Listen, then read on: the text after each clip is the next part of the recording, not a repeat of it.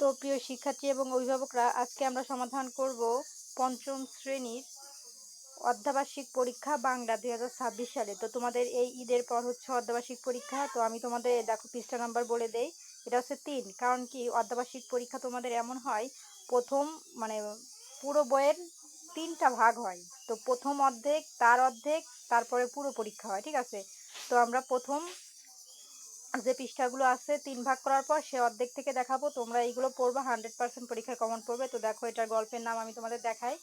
এখান থেকে 50 পৃষ্ঠা পর্যন্ত আমি তোমাদের দেখাবো, এর ভিতরেই তোমাদের পরীক্ষায় অর্ধবার্ষিকী আসবে, এর বেশি আসবে না। এ দেখো, পার্ট 1 বৈচিত্র্যময় বাংলাদেশ, ঠিক আছে। তো পার্ট 1 দেখাবো, তারপরে পার্ট 2 এর দেখাবো। তো টোটালি 50 পৃষ্ঠা পর্যন্ত আমরা তোমাদের সাজেশন দেখাবো কি কি পরীক্ষায় আসবে। আর আমি যা দেখাবো 100% কমন পরীক্ষায় আসবে। কমন যে পড়ে নাই এমন কেউ প্রতি বছর বলতে পারবে না। প্রতি বছরই আমি যা দেখাই তাই আসে, ঠিক আছে। হয়তোবা কম আর বেশি, কারণ সব স্কুলেই আমি যা দেখাবো তা আসবে এমন কোনো কথা নাই। ম্যাক্সিমাম স্কুলেই আসে, আর দু একটা স্কুলে আসে না, কিন্তু আসে খুব কম। কিন্তু পরীক্ষা কমন পড়ে কিছু না কিছু। তো দেখো, তোমাদের পরীক্ষা কিন্তু শব্দের অর্থ আসে, ঠিক আছে। তো আমি এখান থেকে কিছু ইম্পর্টেন্ট শব্দের অর্থ দেখাবো। যেমন এই পার্ট 1-এর এই যে বৈচিত্র্য, এটা ইম্পর্টেন্ট আছে, আমি দেখাই, তোমরা বইয়ে দাগ দিয়ে নাও। তারপরে যে জীবিকা নির্বাহ, এটা ইম্পর্টেন্ট আছে। তারপরে যে এইটা, এই যে ট্রাক্টর, এই কয়টা হচ্ছে এখান থেকে ইম্পর্টেন্ট, তোমরা এই কয়টা করবা, কারণ শব্দের অর্থ পরীক্ষায় আসে। তারপরে তোমাদের কিন্তু এই যে বর্ণ সাজিয়ে লেখো। তো এই যে এইটা, এইটা আর এইটা ইম্পর্টেন্ট, ঠিক আছে। তারপরে চলে যাব, শব্দ বসিয়ে শূন্যস্থান পূরণ করো।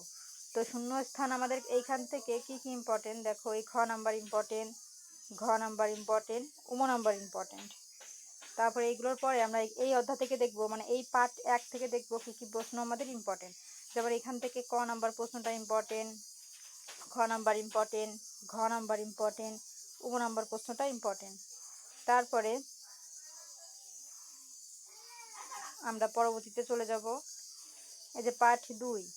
তো পার্ট 2 এখন চলে যাব, এখান থেকে কি কি ইম্পর্টেন্ট আমি তোমাদের দেখাবো।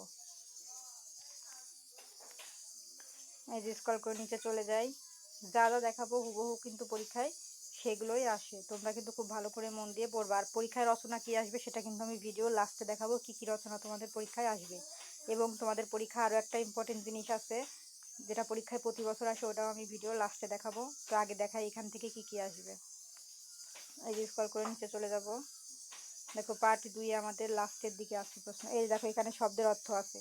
তো এখান থেকে এইটা, এইটা, এইটা আর এইটা ইম্পর্টেন্ট। এটা এই যে চাবুক আর এই যে শায়েস্তা, এই কয়টা ইম্পর্টেন্ট। তো তোমরা এগুলো দাগায় নাও। তারপরে দেখো এখানে আমাদের শূন্যস্থান, এখান থেকে কোনগুলো ইম্পর্টেন্ট, এই যে খ, গ আর ঘ নাম্বার, ঠিক আছে। এইগুলো ইম্পর্টেন্ট। আবার বিপরীত শব্দ, এগুলো কিন্তু 100% পরীক্ষায় প্রতি বছর এই বিপরীত শব্দ আসে। মানে এই যে ছোট ছোট বিপরীত কি বড়, আর এটাতে বাক্য গঠন কি, এই যে। তো তোমাদের প্রতি বছর কিন্তু বিপরীত শব্দ আসে, ঠিক আছে। এই যে বিপরীত শব্দ, এই যে এইটা, এইটা ইম্পর্টেন্ট, এইটা। বিপরীত শব্দ যেগুলোই আসুক, যে এইগুলোই আসলে এইগুলোই পড়বা তা না। বিপরীত শব্দ যে কোনো একটা আসলেই পারবা। যেমন বড় বিপরীত ছোট, ছোটর বিপরীত বড়, টক এর বিপরীত কি মিষ্টি, এইরকম। স্বাধীনের বিপরীত কি পরাধীন, এইরকম। বন্দির বিপরীত কি, এইরকম। এগুলো সবাই জানে, এগুলো একদম সহজ। এগুলো কিন্তু পরীক্ষা 100% আসে। তো আমি যে কয়টা এখানে দাগ দিয়ে দিয়েছি, ঠিক আছে, এই কয়টা তোমরা 100% পড়বা। তারপর দেখো, এখান থেকে যে প্রশ্নগুলো তোমাদের বেশি ইম্পর্টেন্ট তা হচ্ছে এইটা, তারপরে এইটা, উম নাম্বার আর হচ্ছে চ নাম্বার। এই কয়টা তোমাদের এখান থেকে 100% ইম্পর্টেন্ট। তারপরে দেখো বিরাম চিহ্ন, এই যে বিরাম চিহ্নের পুরো সেট ধরে তোমরা কমপ্লিট করবে। এই বিরাম চিহ্ন এইগুলো কিন্তু ইম্পর্টেন্ট। তারপরে চলে যাব পরবর্তীতে। তারপর ডান বাম মিলকরণ তোমাদের পরীক্ষায় প্রতি বছর আসে। আর এইগুলো কিন্তু ডান বাম না, তোমরা ভুল করে এগুলো ডান বাম ভেবে না, কারণ এগুলো হচ্ছে বাংলাদেশের কথা, আর এগুলো হচ্ছে ইংরেজরা কথা বলে সেইগুলো। তো এগুলো কিন্তু ডান বাম না, তোমরা এটা করবে না। তারপরে এই যে দেখো, এখানে আছে আমাদের, এই যে আমি দেখাই পার্ট 3। এই যে দেখো আমাদের এখানে পার্ট 3-এ এই যে কবিতাটা দূরের পাল্লা, এটা কিন্তু একদম 100% পরীক্ষায় আসবে, 100%। আমি তোমাদের 2টা কি 3টা কবিতা দেখাবো, এই 2টা কি 3টার মধ্যে থেকে 100% একটা কবিতা কমন পড়বে। এই কবিতাটা কিন্তু 100% আসার সম্ভাবনা আছে। তারপরে এই কবিতার পরে এই যে দেখো আমাদের এখানে আছে শব্দের অর্থ। এখান থেকে কোনগুলো ইম্পর্টেন্ট, এইটা ইম্পর্টেন্ট, এইটা, এইটা, এইটা, এইটা ইম্পর্টেন্ট। তোমরা এগুলো করবা, বইতে দাগ দিয়ে নাও আমি যেগুলো দেখাচ্ছি। তারপর দেখো বাক্য গঠন। এই বাক্য গঠন কিন্তু প্রতি বছর 100% পরীক্ষায় বাক্য গঠন আসে, ঠিক আছে। এই বাক্য গঠনের মতন সহজ আর কিছু হয় না। যেমন এখানে আছে দিনভর, দিনভর দিয়ে বাক্য কি হবে? তোমরা যে কোনো একটা কথা লিখবা, সেই কথার মধ্যে দিনভর কথাটা লিখলেই একটা বাক্য হয়ে যাচ্ছে। তো এরকম যে কোনো বাক্য আসুক তোমরা কিন্তু পারবে, এত সহজ কিন্তু বাক্য গঠন করা। তো এখান থেকে যেগুলো ইম্পর্টেন্ট সেগুলো দেখাবো, আর এর বাইরে যদি কোনো বাক্য গঠন আসে আমি তো বলে দিলাম কিভাবে লিখতে হয়, একদম সহজ। এইটা ইম্পর্টেন্ট, এইটা। তো তোমরা কিন্তু বাক্য গঠনগুলো 100% করবা, ঠিক আছে। তারপরে চলে যাব, এই যে এইগুলো কিন্তু ইম্পর্টেন্ট না, এগুলো আসবে না। তারপর আমরা চলে যাব এইখান থেকে যে প্রশ্নগুলো আমাদের ইম্পর্টেন্ট, এইটা ইম্পর্টেন্ট, এইটা ইম্পর্টেন্ট, আর ঘ নাম্বার ইম্পর্টেন্ট। তারপরে চলে যাব যুক্তবর্ণ। যুক্তবর্ণ পরীক্ষায় এগুলো 100% আসে। তো তোমাদের যুক্তবর্ণ যে এইগুলোই আসবে হুবহু তা না, কিন্তু এইখানে থেকে আসবে আর বাইরের থেকেও আসে। কিন্তু যুক্তবর্ণ কিন্তু খুবই সহজ, তোমরা কিন্তু লিখে নিবা। এই পাঠে এই যে এর মধ্যে যে যুক্তবর্ণগুলো তোমরা খুঁজে লিখেছো গাইড থেকে, এই ভিতরে এই যুক্তবর্ণগুলো কিন্তু ইম্পর্টেন্ট আছে, এখান থেকে তোমরা করে নিও। তারপর দেখো পাঠ 4। পাঠ 4-এ আমরা চলে যাব এইখান থেকে, এই যে আমরা পাঠ 4-এ চলে যাব। এখানে একটা চিঠি আছে প্রধান শিক্ষকের, এই যে প্রধান শিক্ষকের কাছে কি কি কারণে আবেদন করা যায় সেই বিষয়ে বলেছে। তো এইখানে আমরা যাব না, আমরা পরবর্তীতে চলে যাব। এই যে পাঠ 5-এ চলে এসেছি। এই যে এইখান থেকে যেগুলো ইম্পর্টেন্ট, এই যে শব্দের অর্থ আমি কিন্তু দাগ দিয়ে দিলাম। আর লাস্টে কিন্তু তোমাদের আমি আরো অনেক কিছু দেখাবো, সেটার জন্য তৈরি থাকো, পুরো ভিডিওটা দেখতে হবে। তো দেখো এখান থেকে বিপরীত শব্দ কোনগুলো ইম্পর্টেন্ট এবং বাক্য গঠন, এই যে এইগুলো ইম্পর্টেন্ট, এগুলো কিন্তু করে নিবা। তারপর এখান থেকে যে প্রশ্নগুলো আমাদের ইম্পর্টেন্ট তা হচ্ছে এই যে ক নাম্বার, গ নাম্বার আর ঘ নাম্বার। তারপরে দেখো আমরা চলে যাব পরবর্তীতে, তারপরে আমরা চলে যাব পরবর্তী পৃষ্ঠায়। এই যে পাঠ 6 সুখু আর দুঃখু। তো সুখু আর দুঃখুতে তারপরে আমরা স্ক্রল করে নিচের দিকে চলে যাব, দেখব কি আছে। এই যে স্ক্রল করে নিচে চলে যাচ্ছি। এই যে দেখো এখানে আমাদের অর্থ আছে, ঠিক আছে। এই অর্থগুলো ওরকমও না, তারপর আমি 2-1টা দেখা দিই, এগুলো আসে না। এই যে তোমরা যেখান থেকে পড়তে চাও এই কয়টা পড়ে নিও, ঠিক আছে। তারপরে দেখো এখানে আমাদের আছে কাটা শব্দের ভিন্ন অর্থ। তো এগুলো আমরা তো করবো না, এগুলো আসবে না। এই যে এখান থেকে আমরা যে প্রশ্নগুলো ইম্পর্টেন্ট দেখাবো, এই যে ক নাম্বার, গ নাম্বার, ঘ আর উম নাম্বার, ঠিক আছে। তারপরে আমরা চলে যাব পাঠ 7-এ সাইক্লোন। তো এই যে দেখো এখানে আমাদের সাইক্লোন একটা কবিতা আছে, এটাও ইম্পর্টেন্ট, কিন্তু প্রথম যে কবিতাটা আমি দেখিয়েছিলাম উপরে ওই কবিতাটা 100% ইম্পর্টেন্ট, আর এটাও কিন্তু ভালোই ইম্পর্টেন্ট, এটা 99% ইম্পর্টেন্ট, ঠিক আছে। এটা কিন্তু 99%, এটাও তোমরা পড়ে নিও। কিন্তু প্রথম যে কবিতাটা দেখিয়েছে ওইটা বেশি ইম্পর্টেন্ট। আর এখান থেকে শব্দের অর্থ যেগুলো ইম্পর্টেন্ট তা হচ্ছে এই যে আমি তোমাদের দাগ দিয়ে দিচ্ছি, ঠিক আছে। এগুলো কিন্তু তোমরা করে নিবা, এই শব্দের অর্থগুলো কিন্তু তোমাদের ইম্পর্টেন্ট, তো এগুলো করে নিবা। তারপরে আমরা স্ক্রল করে নিচে চলে যাব। এই যে শব্দ দিয়ে বাক্য তৈরি করি, এগুলো কিন্তু তোমাদের পরীক্ষায় প্রতি বছর বাক্য তৈরি আসে, তো এগুলো করে নিবা। তারপরে এখানে আছে 3 নাম্বার প্রশ্ন, এখান থেকে যেগুলো ইম্পর্টেন্ট তা হচ্ছে খ নাম্বার, গ নাম্বার আর ঘ নাম্বার।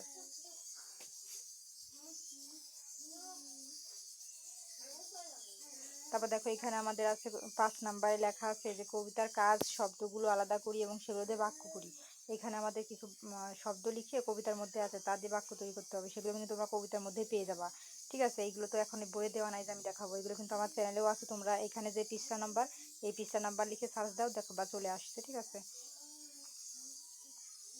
আর এই দেখো এখানে এই যে এখানে আছে যে নিজের দেখা একটি দুর্যোগ, ঠিক আছে। তো এখানে কিন্তু নিজের দেখা, এখানে কিন্তু দুর্যোগের নাম বলে নাই, অথচ তোমরা একটা দুর্যোগ বলতে পারো, যে প্রাকৃতিক দুর্যোগ নিয়ে একটা রচনা, সেটা কিন্তু আসার সম্ভাবনা 100% আছে, আমি ভিডিও লাস্টে সেটা দেখাবো। তো পাঠ 8-এ আমরা চলে যাব এখন। এই যে এখান থেকে যে অর্থগুলো আমাদের ইম্পর্টেন্ট, এই যে এইগুলো আমি তোমাদের দেখাই, এই যে এইগুলো তোমাদের ইম্পর্টেন্ট, এইগুলো তোমরা করে নিও, ঠিক আছে। আমি যেগুলো দাগ দিয়ে দিয়েছি, এখন এখান থেকে যে শূন্য স্থানগুলো আমাদের ইম্পর্টেন্ট, তাই যে আমি তোমাদের দাগ দিয়ে দিচ্ছি, এগুলো কিন্তু তোমাদের ইম্পর্টেন্ট, যেগুলো আমি দাগ দিয়ে দিয়েছি এইগুলোই তোমরা করবা। এবং এখান থেকে যে প্রশ্নগুলো ইম্পর্টেন্ট তা দেখাই, এই যে খ নাম্বার, গ নাম্বার আর ঘ নাম্বার।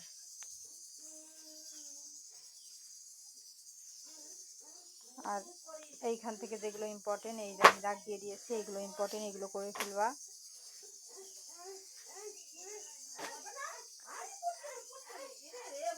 তারপর আছে পার্ট 9। পার্ট 9-এ এই যে স্ক্রল করে চলে যাবো, এখান থেকে আমাদের যে শব্দগুলো ইম্পর্টেন্ট তা হচ্ছে এই যে আমি দাগ দিয়ে দিলাম, এই কটা তোমরা পড়বা, ঠিক আছে। আর এই যে আমাদের ডান বাম মিলকরণ, এইটা করে ফেলবা, ঠিক আছে, এই ডান বামটা করে ফেলবা।